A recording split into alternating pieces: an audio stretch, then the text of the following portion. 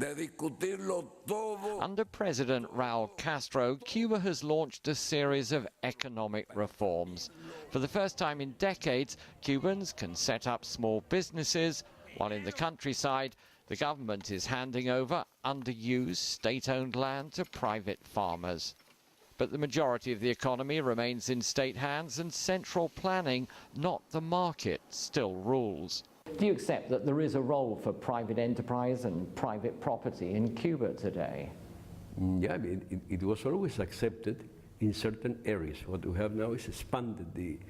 We always recognize the private ownership of farmers, for example, but now we're multiplying the number of farmers. So just how significant an overhaul is this of the old Soviet-style command system, and where are the changes heading? Where they are going, I don't know. I think that they will go towards a new Cuba. I cannot describe or anticipate exactly how it would look like.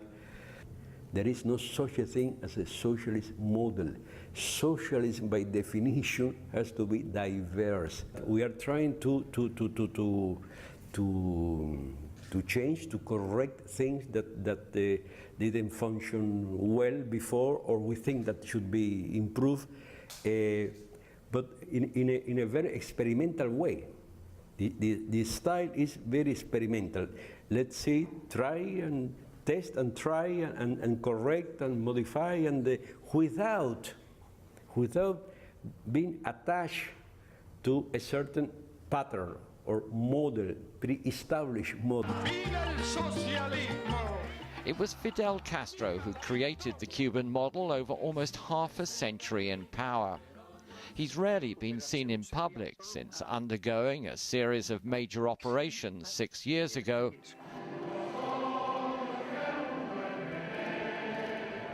But he made a point of joining his brother Raul at last year's Communist Party Congress after it had voted to implement the economic reforms.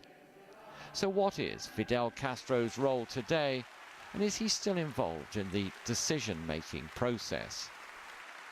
He's consulted, his views are very much taken into account by the government, by the party, by everybody. Fidel has our utmost respect, of course. He's the leader, historical leader of the revolution.